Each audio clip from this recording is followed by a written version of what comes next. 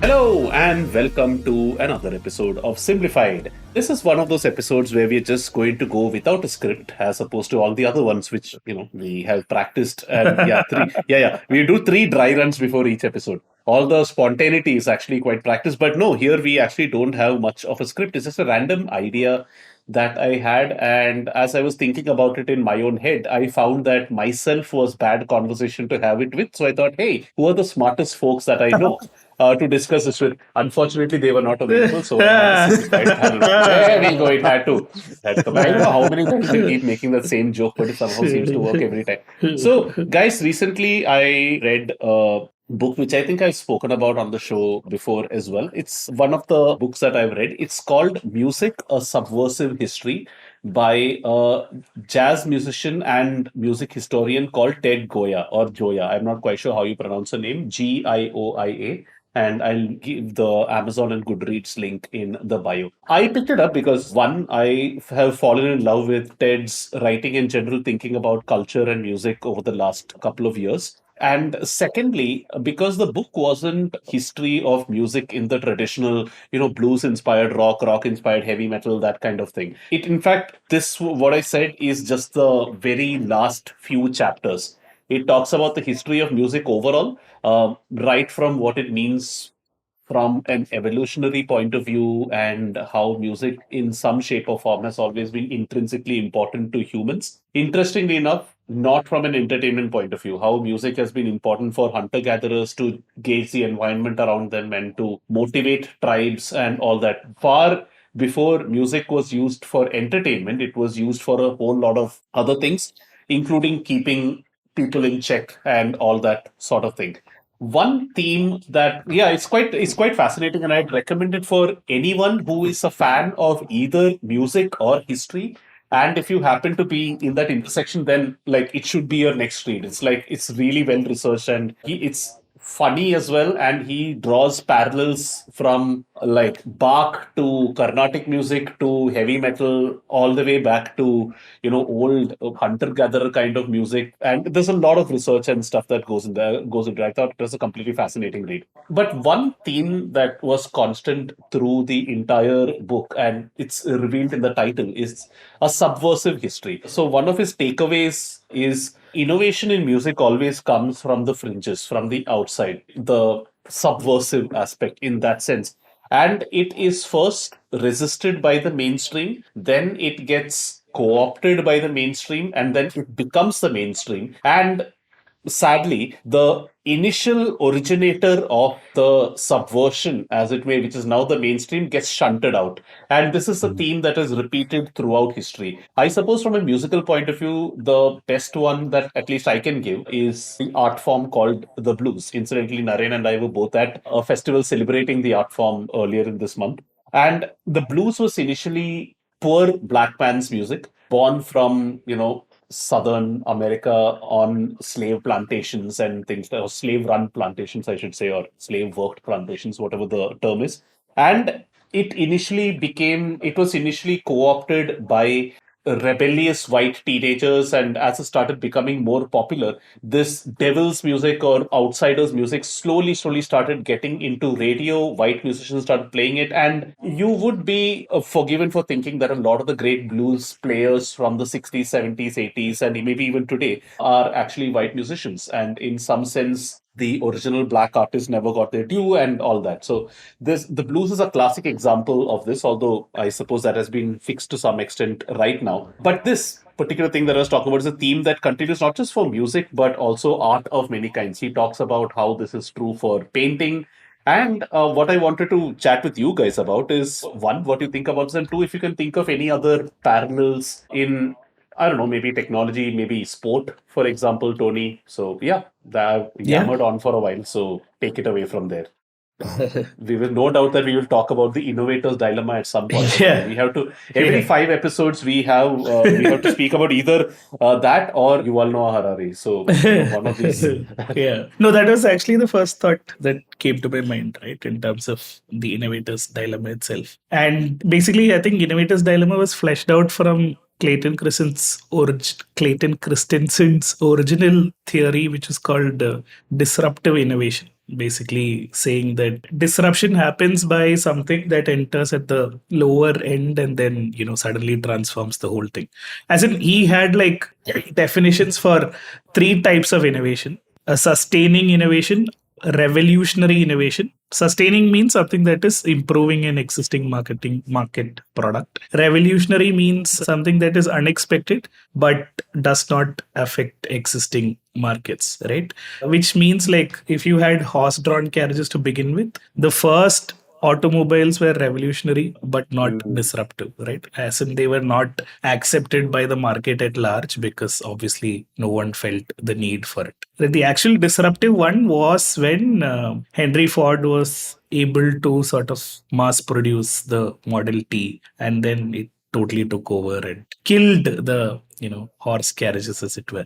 So yeah, I mean, building on from that, obviously, is the innovator's dilemma and all of that, which basically says that the classic example is how Facebook tried to do Meta and like stock price crashed and people are saying you can't do this, right? Which is classically that large companies or incumbents will find it very, very difficult to be the disruptors because there are too many barriers to them, namely their own existing fans or shareholders telling them, you can't do this because we have written your value for life, expecting you to be doing the same thing and the market to never change, right? And usually it's someone from outside that comes in. So yeah, and it's interesting you're saying using this example right now. I didn't expect that we'd go there. What's happening in search right now, I suppose, is a good example, right? Where it's kind of interesting that Google can't change beyond a point because their entire revenue is kind of based on that. So they can't adapt.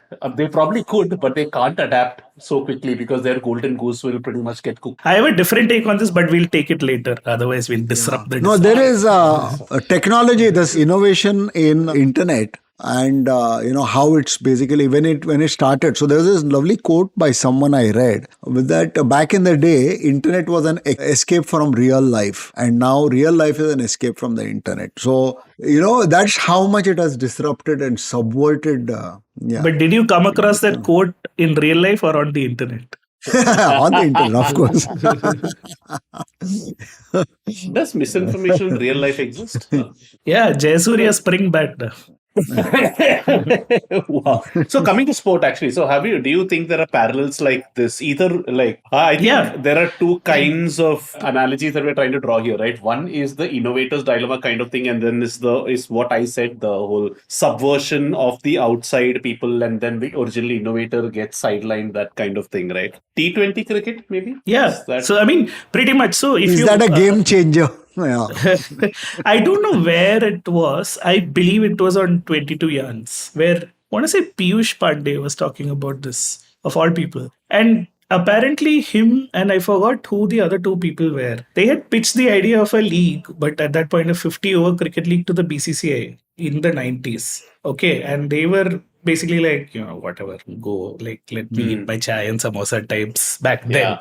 Right. And if you remember how IPL came about, it was actually only because there was a real original T20 league called ICL, which was created in India outside of the ambit of the BCCI, and they were forced to sort of start a league, right? Yeah. And if you remember almost reluctantly, right? Yeah. If you remember the 2007 World Cup, right? India had played one international T20 before that, right? And then we coincidentally won it and everything, but practically BCCI had to do it simply and only because ICL came about, right? And now the WPL is about to start for the Women's Premier League. First season is about to start. And the only reason BCCI started it, despite so much noise for years together, is because Pakistan and Ramesh Raja announced that they are going to start a Women's Premier League. So then immediately BCCI had to do it. So yeah, usually I think there will be quite a few parallels in this regard. But yeah, practically that. Yeah, that's kind of interesting when you said that, right? So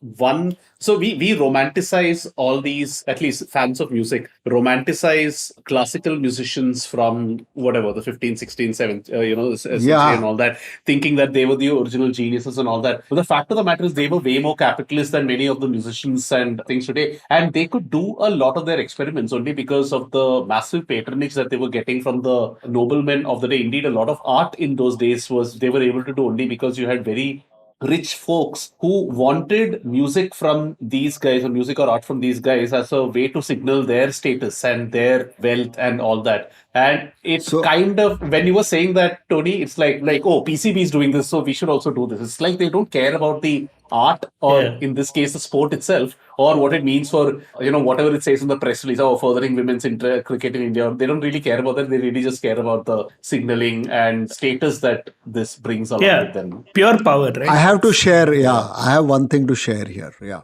Go So ahead. no, I thought you guys were saying. Naren's waiting for permission. Naren, if you have something to share, everybody else keeps quiet. See, we are all No, so this is taking your point about disruption in music. So around Akbar's time. Okay, so I'm talking in the context of Indian classical, Hindustani classical music. Around Akbar's time, the prevalent form of singing was something called Drupad. Okay, so Drupad is a very rule bound and it's very regimented. There's a very strict way in which it has to be performed and sung. And even today, I mean, people do perform Drupad and it's deeply meditative and, it's awesome in its own way. But it is not that entertaining. But that was how it was done. It was orthodox. By the time of Akbar, Tansen sang in Drupad. And a few generations down, Aurangzeb wasn't much of a lad for music. But after that, there was this king called Muhammad Shah. So Muhammad Shah was probably Aurangzeb's grandson or great-grandson, I don't remember. And he had court musicians. And one of the court musicians was so keen on, so he just wasn't able to bust into the inner circle of Muhammad Shah's musicians. He had his court musicians and everything. So he decided to invent a new form of classical music, the same thing, raga music. And that was called Khayal, which is what it was so successful that it almost eliminated Drupad. So Drupad is also performed today, but it will be 0.1% of all the class, or maybe 1% or 5%, some really small fraction of it. And all this happened in the 1700s and the 1800s. It was, I'm just connecting it back to your point about, patronage, economics, professional pride, whatever it was that led this guy. His name was Niyamat Ali Khan. So his lyrics, he penned a lot of, so the lyrics of a Hindustani classical piece of music is called a cheese. Okay. And the cheese is very short. It has what is the body, is called a sthai, and a sort of counter theme, which is the antara. So it goes, and that antara part has the writer's, the poet's signature. So this guy used to sign his poetry as Sadarang, and there would always be a dedication to Muhammad Shah, whom he called Rangile. So it would be Muhammad Shah Rangile and Sadarang. So that was... and those cheese badi hai things, mast. Okay, sorry. Yeah. At least you didn't poke holes in the cheese to make it sweet. Nice. Yeah. Okay. So yeah, disruption in Hindustani classical music. Fascinating, right? Because Chuck, if you remember, I mean, you obviously do. You, for the longest time, asked me to do an episode on Malayalam films are awesome, right? And I think it's a classical case Now that you put it out there, please. Yeah. No, but like I've just felt inadequate to do it. That's the only reason. We'll probably get a better guest to do it. But like the entire sort of Bollywood thing, right, which is happening right now is classical disruption, right? Which is that earlier you had to cater to a large audience and a large market who could watch movies in a theater, right? And therefore it meant you had to basically appeal to a large audience and for economies of scale be relevant or relatable to huge number of people, right? Which meant you could have to take the lowest common denominator in terms of the plot line, in terms of characters, in terms of nuance, etc., etc. And then like OTTs came about, and suddenly practically all these regional films have found resurgence, so to speak, right? Which is to say that you don't need a high budget to produce a movie which is meant for a niche audience. B, now that the distribution is decentralized, it can take its own shape and form, right? And like irrespective of what marketing you put into it, if the product is good, there will be enough ways in which the movie or the art form itself spreads. So much so that now Bollywood has started asking, like, what is going on in South India? Why are they doing such great movies? And where do we go this wrong? is great, because in some sense, I think all innovation is kind of like, in a weird kind of way, it's kind of like shifting the Overton window. Is that the right way to use that Correct. phrase? Yes. Somewhere there. So I'm just going to read, one small part from a review of this book, which will circle back to this point. As he writes early on, he as in Ted, the guy who wrote that book I was talking about up top, in language echoed throughout the book the shameful elements of song, which is their links to sex, violence, magic, ecstatic trance, and other disreputable matters, are actually sources of power, serving the engines of innovation in human music making. And this is another point that he makes. When the mainstream becomes too sanitized, it usually just takes somebody from the outside talking a little bit about the forbidden, just a little bit, for there to be interest in it, and slowly that initial fringe interest becomes a mainstream. It's kind of crazy to think about how much a lot of the lyrical content that is there in music today we take for granted, and parents won't have any problem playing that for kids, but that might have been shocking back in the 60s, as recent as the 60s and 50s. Indeed, like a lot of the Beatles early songs, by today's standards, they are like, they're like nursery rhymes. But back then, just I don't know, maybe just writing about looking at you from across the room and having romantic feelings might have been considered completely taboo. And the further back in time you go, all the more so, not just for lyrics but also chord patterns and things like that. There's a famous devil's tritone in music, for instance, like you're not allowed to play these three notes together because they sound like devil and all that. Yeah, so all these things that were initially either musically, lyrically, thematically, women's role in music and all that, all of these started out as not the innovator, not the Google of the day in music, like saying, let's try something new, but something from the outside coming in and disrupting it, and then and because it appeals to a carnal part of humans, it slowly becomes part of the mainstream. So one thing Ted loves doing is saying it's amazing how, say, a raunchy sex song of the 60s becomes the things that noble lords pay money for, but in a completely sanitized version. What is the hymn of this century, if not sanitized version of the raunchy tribal song of a century back, for instance? And what you're saying is pretty much that, with respect to music, with respect to film as well, kind of like shifting the Overton window, right? Oh, can film, mainstream cinema now have gay themes, for instance, or talk about this particular? That's kind of interesting. And like I have this theory about, I mean, it's not a theory, it's like just a random observation about when companies stop becoming cool places to work is when you have to start consulting legal for things, right? Like when Zuckerberg started at the company, like at no point would he have thought that he would have had to take a lawyer, because you can extrapolate this to everything, right? Like you and I have spent goodness knows how many hours complaining about how brands are bland on social media, and along comes a Zomato and does something strange and weird, and now everybody's willing to just if not get out of their formals completely, at least move into casual Fridays, and that's a step in the right way. So and maybe you can say that about technology itself as well, right? The moment Bing has dared to introduce ChatGPT, now suddenly everybody will want to do something like that. Without Tesla, I mean, whatever you think of Mr. Musk, without Tesla, I don't think this whole EV revolution would have happened. I think companies would have just been stuck in their fossil fuely ways, and what we spoke about in the last episode would have been completely nothing. But I guess what I'm trying to say is all innovation, whether it's in art or whether it's in technology, it's really about shifting the Overton window in some way, and those benefits, if they accrue to you, then great. In technology, they are more likely to. But in art, maybe it takes a few years, decades, etc. Which is maybe why true pioneers are kind of like not given their due. I don't know whether that's a thing. I have one question here.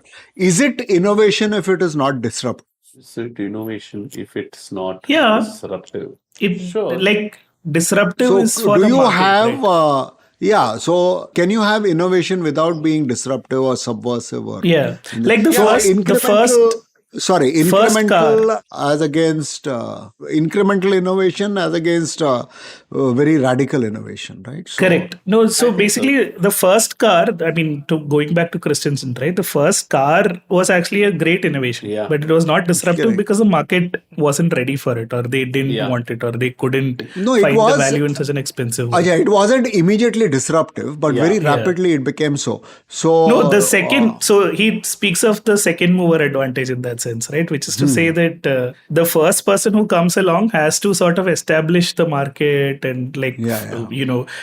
sell the value proposition to people, because his theory is that the customer is never going to tell you what is the next disruptive Yeah. innovation that you can bring about, right? So large companies just tend to listen to their customers, which is like market wisdom, but you'll never be able to come up with a disruptive innovation because it is not likely to come from the market itself. For Yeah, it to it's- be disruptive, yeah. it has to necessarily be like catching the market, not necessarily just an innovation, right? Yeah, and it may not even be immediately apparent, right? Like I remember, like I'll be honest, when the iPad first came out, I thought okay, this is just a bigger iPhone. Like this is pointless. exactly. Not seeing that it could be used in a whole lot of things which a phone couldn't. Who thought that one day airline pilots would replace their entire huge backpack of logs and replace it with an iPad app, right? So yeah, I think to your point, Naren, I think yes, Tony used the example of automobiles, and I can give you similar examples from music as well, where there is some band in some part of the world that is doing something innovative, but it's not necessarily going to change anything. Just because you've added a didgeridoo to your band doesn't mean that everybody around the world is going to sit up and say, oh, now we need to add folk instruments to our music to make it relevant. I don't think so. So, yeah, I think. So, to your point, innovation yes. doesn't always need to be subversive. Yeah, it doesn't need to be subversive or disruptive, Or it doesn't, if it's or it might not, end up so being. Yeah. yeah, it's not a characteristic definition of That being said, characteristic both, of that being said, both innovative, disruptive, subversive, all these are extremely subjective terms. So, I think the classic example that is used in innovation classes is the Segway, right? Which never really caught on. It's supposed to be a huge thing, but it is never a caught on. transportation device of the future, and it always will be. Yeah, that's sharp listeners will notice a trend. Let us see if we hit a hat trick next week. But kudos to Simplified for never getting too big that we can't ever disrupt ourselves. That's a plan. That has been our strategy all along. Very cleverly remain subversive throughout. We subvert ourselves. Yeah. That's why we always ask our listeners to read between the lines, because subverse. Oh, No, like that. actually didn't make sense at all, but it's okay. Sub in a weird kind of. But that itself is going to be disruptive. The day Simplified starts making sense will be enormously disruptive. Will shake up the foundations of civilization. Yeah, this is the thing about innovation and Simplified. Will actually make sense, actually say something useful, actually make people smarter. The whole civilization will collapse. Yeah, there's this awesome restaurant called Highway Gomantak, right? So in Bandra. And it's just amazing. So all our listeners who live in Bombay and who like seafood, do visit. Just Google Highway Gomantak. There's only one Highway Gomantak. And so it was founded by one, now elderly gentleman who's always there at the cash counter. And he is really serious. He's like, his absolutely stoic and serious expression, and he never. So I have taken little kids there who've gone and done cute antics on his table, and he's still no smile. So there is this theory that the day he smiles, the whole universe, the Maya Jal of the universe will be exposed. The whole universe will vanish. So.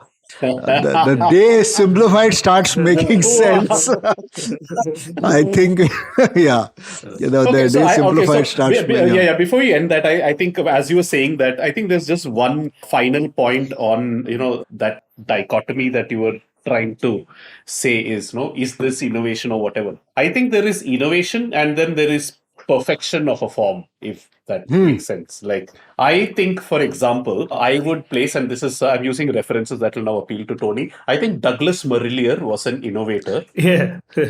And A.B. de Villiers was a perfectionist. I don't think A.B. de Villiers was an innovator per se. I don't think he started something new. I think he just took it to, like, you see where I'm kind of going. Like, Yeah, and maybe. Yeah. Like, I would think of, say, Like the classic example is the Fosbury flop, right?